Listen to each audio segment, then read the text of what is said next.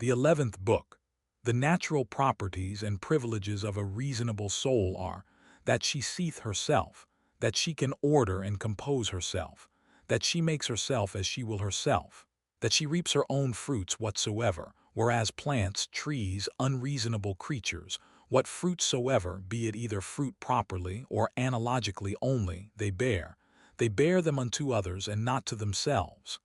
Again, whensoever and wheresoever, sooner or later her life doth end, she hath her own end nevertheless. For it is not with her, as with dancers and players, who if they be interrupted in any part of their action, the whole action must needs be imperfect. But she in what part of time or action soever she be surprised, can make that which she hath in her hand, whatsoever it be, complete and full, so that she may depart with that comfort. I have lived, neither want I anything of that which properly did belong unto me. Again, she compasseth the whole world and penetrateth into the vanity, and mere outside, wanting substance and solidity of it, and stretcheth herself unto the infiniteness of eternity, and the revolution or restoration of all things after a certain period of time, to the same state and place as before, she fetcheth about, and doth comprehend in herself, and considers withal and sees clearly this, that neither they that shall follow us shall see any new thing that we have not seen, nor they that went before, anything more than we, but that he that is once come to 40, if he have any wit at all, can in a manner, for that they are all of one kind, see all things, both past and future. As proper is it, and natural to the soul of man to love her neighbor, to be true and modest, and to regard nothing so much as herself, which is also the property of the law, whereby by the way it appears, that sound reason and justice comes all to one, and therefore that justice is the chief thing, that reasonable creatures ought to propose unto themselves as their end. A pleasant song or dance, the pancratiast's exercise, sports that thou art wont to be much taken with, thou shalt easily contemn, if the harmonious voice thou shalt divide into so many particular sounds whereof it doth consist, and of every one in particular shall ask thyself, whether this or that sound is it that doth so conquer thee, for thou wilt be ashamed of it. And so for shame, if accordingly thou shalt consider it, every particular motion and posture by itself, and so for the wrestler's exercise too. Generally then, whatsoever it be, besides virtue, and those things that proceed from virtue that thou art subject to be much affected with, remember presently thus to divide it, and by this kind of division, in each particular to attain unto the contempt of the whole. This thou must transfer and apply to thy whole life also.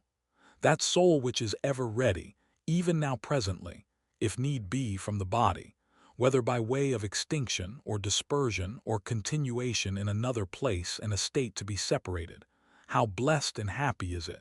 But this readiness of it must proceed, not from an obstinate and peremptory resolution of the mind, violently and passionately set upon opposition, as Christians are wont, but from a peculiar judgment, with discretion and gravity, so that others may be persuaded also and drawn to the like example, but without any noise and passionate exclamations.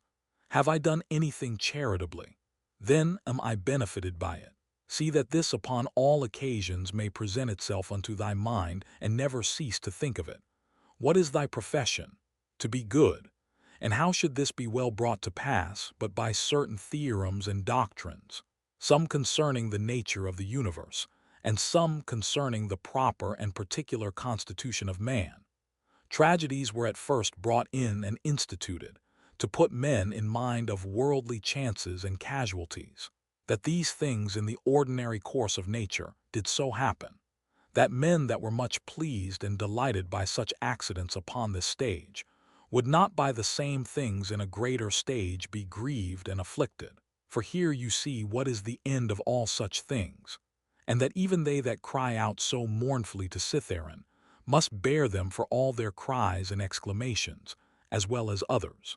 And in very truth many good things are spoken by these poets, as that, for example, is an excellent passage. But if so be that I and my 2 children be neglected by the gods, they have some reason even for that, and see.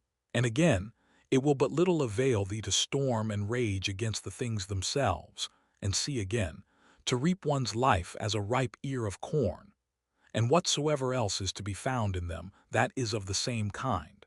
After the tragedy, the ancient comedy was brought in, which had the liberty to inveigh against personal vices, being therefore through this her freedom and liberty of speech of very good use and effect, to restrain men from pride and arrogancy, to which end it was that Diogenes took also the same liberty. After these, what were either the middle or new comedy admitted for, but merely, or for the most part at least, for the delight and pleasure of curious and excellent imitation. It will steal away, look to it, and see why, no man denies, but that these also have some good things whereof that may be one. But the whole drift and foundation of that kind of dramatical poetry, what is it else, but as we have said, how clearly doth it appear unto thee, that no other course of thy life could fit a true philosopher's practice better than this very course, that thou art now already in. A branch cut off from the continuity of that which was next unto it, must needs be cut off from the whole tree. So a man that is divided from another man is divided from the whole society. A branch is cut off by another, but he that hates and is averse cuts himself off from his neighbor, and knows not that at the same time he divides himself from the whole body or corporation. But herein is the gift and mercy of God, the author of this society, in that, once cut off, we may grow together and become part of the whole again. But if this happen often, the misery is that the further a man is run in this division, the harder he is to be reunited and restored again.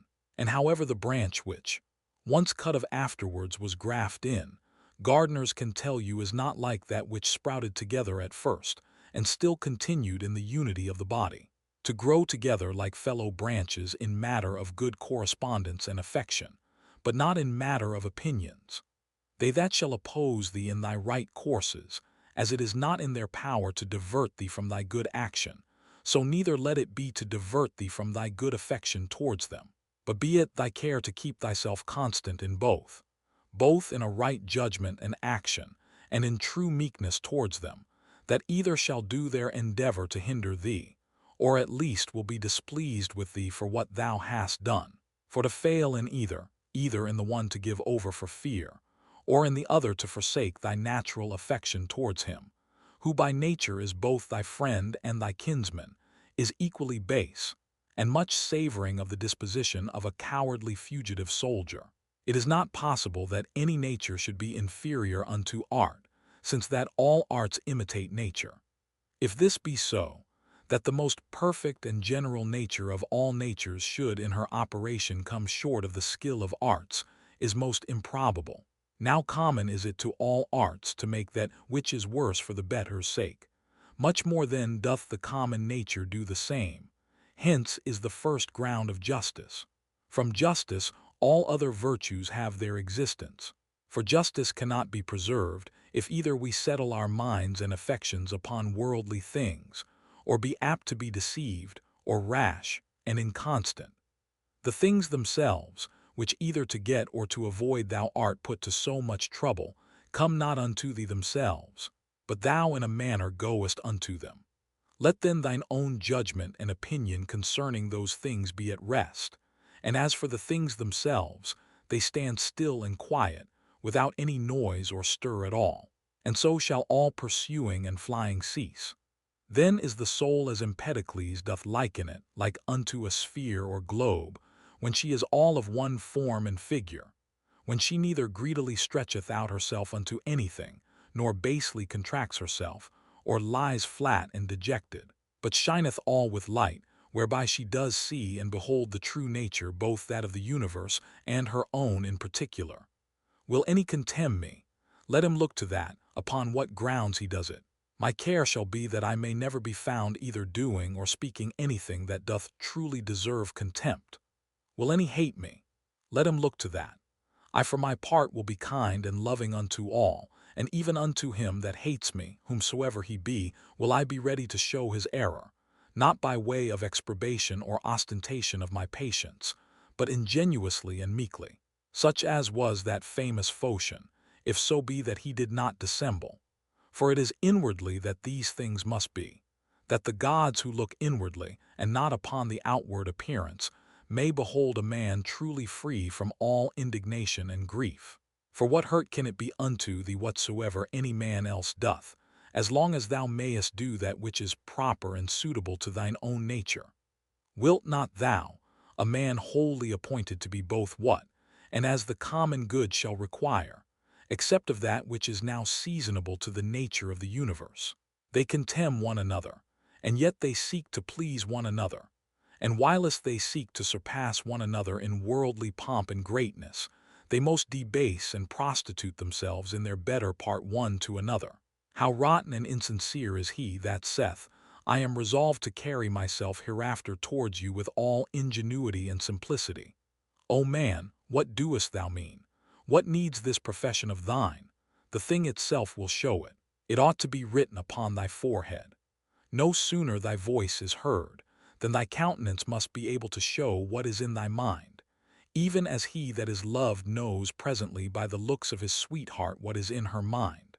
Such must he be for all the world, that is truly simple and good, as he whose armholes are offensive, that whosoever stands by, as soon as ever he comes near him, may as it were smell him whether he will or no.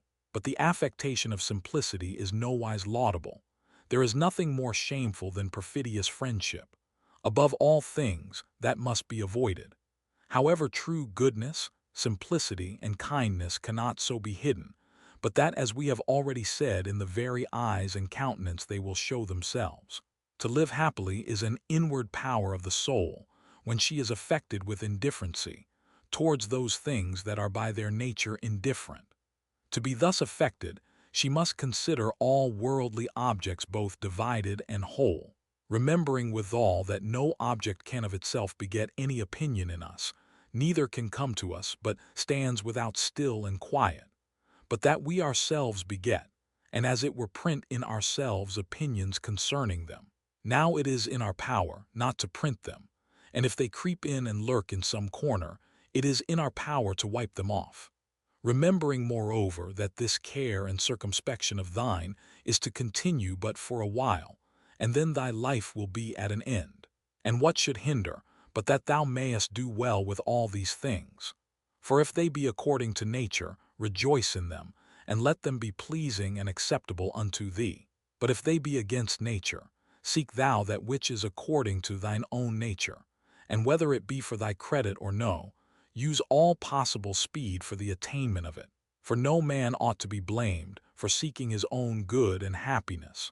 Of everything thou must consider from whence it came, of what things it doth consist, and into what it will be changed, what will be the nature of it, or what it will be like unto when it is changed, and that it can suffer no hurt by this change. And as for other men's either foolishness or wickedness, that it may not trouble and grieve thee. First, generally thus, what reference have I unto these, and that we are all born for one another's good? Then more particularly after another consideration, as a ram is first in a flock of sheep, and a bull in a herd of cattle, so am I born to rule over them. Begin yet higher, even from this. If atoms be not the beginning of all things, than which to believe nothing can be more absurd, then must we needs grant that there is a nature that doth govern the universe. If such a nature, then are all worse things made for the better's sake, and all better for one another's sake. Secondly, what manner of men they be at board and upon their beds and so forth. But above all things, how they are forced by their opinions that they hold, to do what they do, and even those things that they do, with what pride and self-conceit they do them. Thirdly, that if they do these things rightly, thou hast no reason to be grieved. But if not rightly, it must needs be that they do them against their wills, and through mere ignorance. For as, according to Plato's opinion, no soul doth willingly err, so by consequent neither doth it anything otherwise than it ought, but against her will. Therefore are they grieved, whensoever they hear themselves charged, either of injustice, or unconscionableness, or covetousness, or in general, of any injurious kind of dealing towards their neighbors. Fourthly, that thou thyself doest transgress in many things, and art even such another as they are. And though perchance thou doest forbear the very act of some sins, yet hast thou in thyself an habitual disposition to them, but that either through fear or vainglory or some such other ambitious foolish respect, thou art restrained. Fifthly, that whether they have sinned or no, thou doest not understand perfectly. For many things are done by way of discreet policy, and generally a man must know many things first, before he be able truly and judiciously to judge of another man's action. Sixthly, that whensoever thou doest take on grievously, or makest great woe, little doest thou remember then that a man's life is but for a moment of time, and that within a while we shall all be in our graves. Seventhly, that it is not the sins and transgressions themselves that trouble us properly, for they have their existence in their minds and understandings only that commit them, but our own opinions concerning those sins. Remove then, and be content to part with that conceit of thine, that it is a grievous thing, and thou hast removed thine anger. But how should I remove it? How? Reasoning with thyself that it is not shameful. For if that which is shameful be not the only true evil that is, thou also wilt be driven whilst thou doest follow the common instinct of nature, to avoid that which is evil, to commit many unjust things, and to become a thief, and anything that will make to the attainment of thy intended worldly ends. Eighthly, how many things may and do oftentimes follow upon such fits of anger and grief, far more grievous in themselves than those very things which we are so grieved or angry for. Ninthly, that meekness is a thing unconquerable, if it be true and natural, and not affected or hypocritical. For how shall even the most fierce and malicious that thou shalt conceive be able to hold on against thee, if thou shalt still continue meek and loving unto him? And that even at that time, when he is about to do thee wrong, thou shalt be well disposed and in good temper with all meekness to teach him, and to instruct him better. As for example, my son, we were not born for this, to hurt and annoy one another. It will be thy hurt, not mine, my son, and so to show him forcibly and fully that it is so in very deed, and that neither bees do it one to another, nor any other creatures that are naturally sociable. But this thou must do, not scoffingly, not by way of exprobation, but tenderly without any harshness of words. Neither must thou do it by way of exercise or ostentation, that they that are by and hear thee may admire thee, but so always that nobody be privy to it but himself alone. Yea, though there be more present at the same time. These 9 particular heads, as so many gifts from the Muses, see that thou remember well, and begin one day, whilst thou art yet alive, to be a man indeed. But on the other side thou must take heed, as much to flatter them as to be angry with them, for both are equally uncharitable and equally hurtful. And in thy passions take it presently to thy consideration, that to be angry is not the part of a man, but that to be meek and gentle, as it savors of more humanity, so of more manhood, that in this there is strength and nerves, or vigor and fortitude, whereof anger and indignation is altogether void. For the nearer everything is unto unpassionateness, the nearer it is unto power. And as grief doth proceed from weakness, so doth anger. For both he that is angry and that grieveth, have received a wound, and cowardly have as it were yielded themselves unto their affections.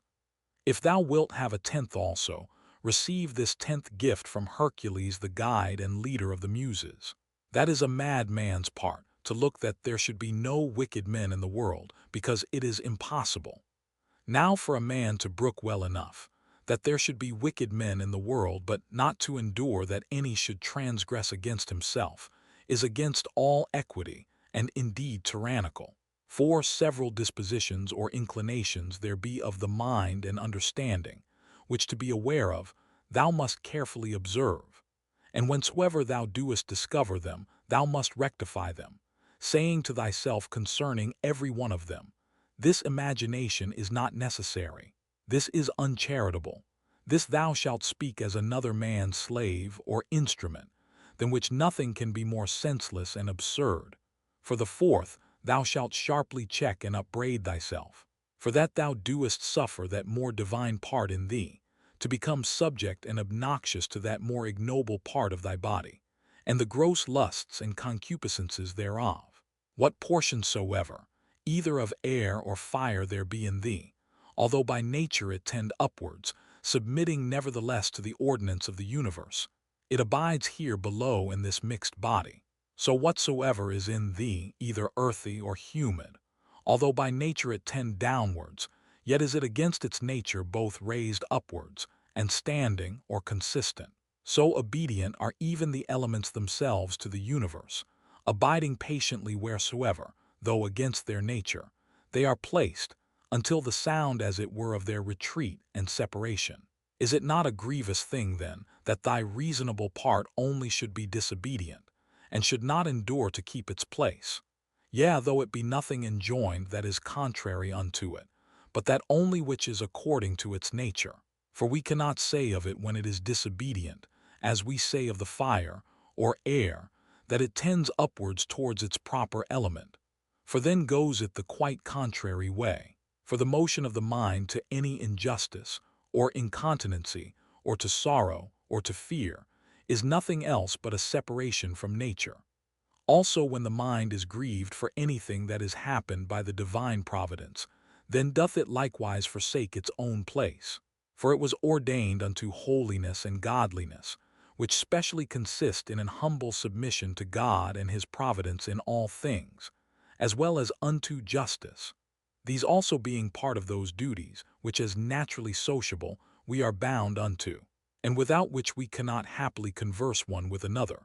Yea, and the very ground and fountain indeed of all just actions. He that hath not one, and the self-same general end always as long as he liveth, cannot possibly be one, and the self-same man always. But this will not suffice, except thou add also what ought to be this general end. For as the general conceit and apprehension of all those things which upon no certain ground are by the greater part of men deemed good, cannot be uniform and agreeable, but that only which is limited and restrained by some certain proprieties and conditions, as of community, that nothing be conceived good, which is not commonly and publicly good. So must the end also that we propose unto ourselves be common and sociable. For he that doth direct all his own private motions and purposes to that end, all his actions will be agreeable and uniform, and by that means will be still the same man. Remember the fable of the country mouse and the city mouse, and the great fright and terror that this was put into. Socrates was wont to call the common conceits and opinions of men, the common bugbears of the world, the proper terror of silly children. The Lacedaemonians at their public spectacles were wont to appoint seats and forms for their strangers in the shadow. They themselves were content to sit anywhere. What Socrates answered unto Perdiccas, why he did not come unto him, lest of all deaths I should die the worst kind of death, said he, that is, not able to requite the good that hath been done unto me.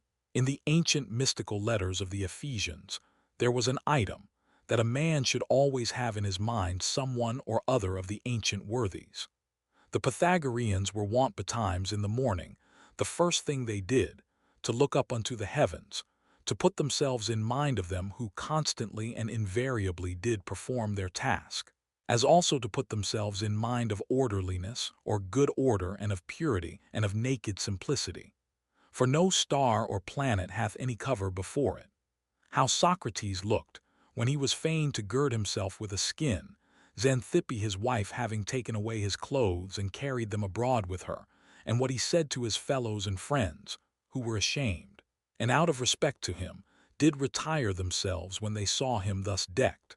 In matter of writing or reading thou must needs be taught before thou can do either, much more in matter of life. For thou art born a mere slave to thy senses and brutish affections, destitute without teaching of all true knowledge and sound reason. My heart smiled within me.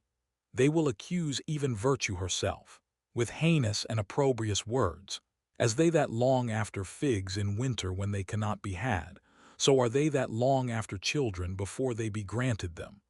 As often as a father kisseth his child, he should say secretly with himself, said Epictetus, Tomorrow perchance shall he die. But these words be ominous. No words ominous, said he, that signify anything that is natural. In very truth and deed not more ominous than this, to cut down grapes when they are ripe. Green grapes, ripe grapes, dried grapes, or raisins.